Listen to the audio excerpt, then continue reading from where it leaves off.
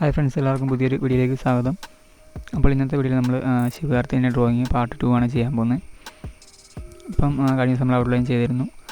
അപ്പോൾ ഇന്ന് നമ്മൾ മുടി എങ്ങനെയാണ് വരയ്ക്കുന്നതെന്ന് നോക്കാൻ പോകുന്നത്. അപ്പോൾ നമുക്ക് വരയ്ക്കാൻ തുടങ്ങാം. നമ്മൾ വരയ്ക്കുമ്പോൾ പെൻസിൽ നല്ലൊരു ഷാർപ്പൻ ചെയ്ത് തന്നെ വരയ്ക്കാൻ തുടങ്ങുക. ഇങ്ങനെ നമുക്ക് മുടിയുടെ ഓരോ ഭാഗങ്ങൾ നല്ല ഇതായിട്ട് വരയ്ക്കാൻ പറ്റത്തുള്ളൂ. അപ്പോൾ പെൻസിൽ നല്ലൊരു ഷാർപ്പൻ ചെയ്യുക, എന്നിട്ട് വരയ്ക്കാൻ തുടങ്ങുക. ഇതുപോലെ ലൈൻസായിട്ട് വരയ്ക്കുക.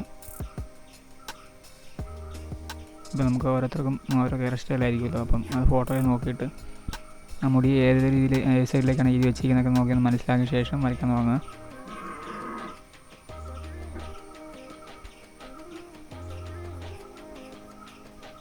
ഇപ്പോൾ മുടി വരയ്ക്കുമ്പോഴാണെങ്കിൽ പോലും അതിൻ്റെ അകത്ത് ഓരോ കട്ടി കൂടി വരയ്ക്കേണ്ട ഭാഗങ്ങളും, അതായത് ഡാർക്ക്നെസ് കൂടിയ ഭാഗങ്ങളൊക്കെ ഉണ്ട്.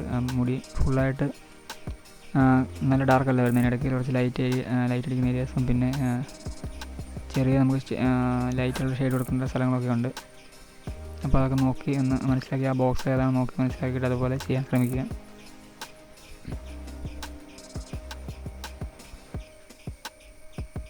നമുക്ക് വരയ്ക്കുമ്പോൾ കൂടുതലും സമയം വേണ്ടി വരുന്ന മുടിയൊക്കെ വരയ്ക്കുമ്പോഴാണ് കൂടുതലും സമയം എടുത്ത് നമുക്ക് ചെയ്യേണ്ടി വരുന്ന ഭാഗം വരുന്നത്.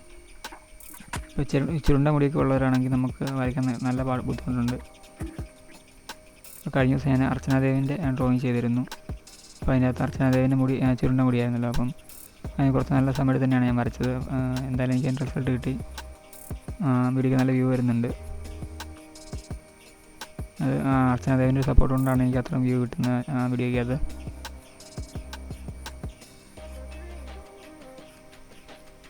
അപ്പോൾ ഇതിൻ്റെ അകത്ത് ചുരുണ്ട മുടിയല്ല വരുന്നത്, നീളത്തിലുള്ള മുടി വരുന്നത്. അപ്പം നമുക്ക് വരയ്ക്കാൻ വലിയ ബുദ്ധിമുട്ടില്ല. എന്നാലും കുറച്ച് സമയം എടുക്കുന്നു മാത്രമേ ഉള്ളൂ വരച്ച് കഴിയുമ്പോഴത്തേക്കും.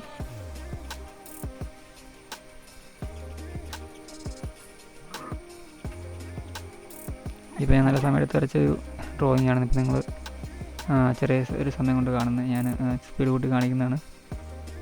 എനിക്ക് നല്ല സമയം എടുത്ത് തന്നെയാണ് ഞാൻ ചെയ്തേക്കുന്നത്. ഇപ്പോൾ ആദ്യം ഞാൻ ഫുള്ളായിട്ട് ഹെയർ വരച്ചിട്ട് ഒന്നുകൂടെ ഞാൻ റിപ്പീറ്റ് വരയ്ക്കുന്നുണ്ട് മുകളിൽ കൂടെ. അത് എവിടേക്കാണ് കട്ടി കൂടി വരുന്ന ഭാഗങ്ങൾ മനസ്സിലാക്കിയിട്ട് ഞാൻ വീണ്ടും ഒന്നുകൂടെ അതിൻ്റെ മുകളിൽ കൂടെ ചെയ്തിട്ടുണ്ട്. അപ്പോൾ ആദ്യം ഒരു ഫസ്റ്റ് ലെയർ പോലെ നമ്മൾ ചെറിയൊരു ഷെയ്ഡിങ്ങാണ് കൊടുക്കുന്നത്, ഒത്തിരി കട്ടി കൊടുക്കാതെ. ആ മുടിയുടെ ഈരി വെച്ചേക്കുന്ന ഒരു രീതി അനുസരിച്ചാണ് ഞാൻ ചെയ്തേക്കുന്നത്. അതിന് ശേഷം വീണ്ടും ഞാൻ ഒന്ന് റിപ്പീറ്റ് ചെയ്യുന്നതാണ് മുകളിൽ കൂടെ കട്ടി കൂട്ടി ചെയ്യാൻ വേണ്ടിയിട്ട്.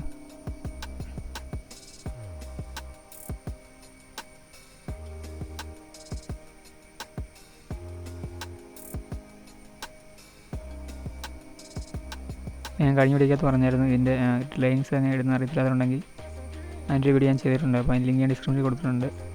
അപ്പോൾ അത് കണ്ടു കഴിഞ്ഞാൽ നിങ്ങൾക്ക് ഇതിൻ്റെ അളവുകളും കാര്യങ്ങളൊക്കെ മനസ്സിലാവും. അപ്പോൾ അതനുസരിച്ച് നിങ്ങൾ ചെയ്തിട്ട് വരച്ചാൽ മതി.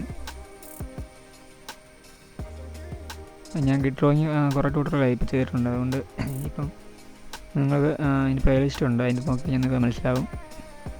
അപ്പോൾ ഞങ്ങൾ പറഞ്ഞു തന്നില്ല ഇപ്പോൾ നിങ്ങൾക്ക് അത് കണ്ടു കഴിഞ്ഞാൽ മനസ്സിലാവും. പിന്നെ കളർ പെൻസിൽ പഠിക്കാൻ ഡ്രോയിങ് പഠിക്കാൻ താല്പര്യമുള്ളവർ ഉണ്ടെങ്കിൽ അതിൻ്റെ വീഡിയോ ഞാൻ ചെയ്തിട്ടുണ്ട്. അപ്പോൾ അതിൻ്റെ ലിങ്ക് ഡിസ്ക്രിപ്ഷനിൽ കൊടുത്തിട്ടുണ്ട്. അപ്പോൾ കണ്ടാൽ മതി.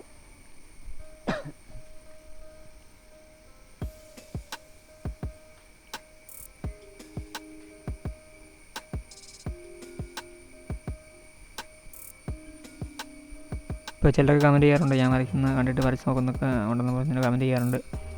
അപ്പോൾ അത് കാണുമ്പോൾ എനിക്ക് നല്ല സന്തോഷമാണ്. നിങ്ങൾക്ക് ഉപകാരപ്പെടുന്നുണ്ടെന്ന് അറിയുമ്പം എനിക്ക് നല്ല സന്തോഷമുണ്ട്.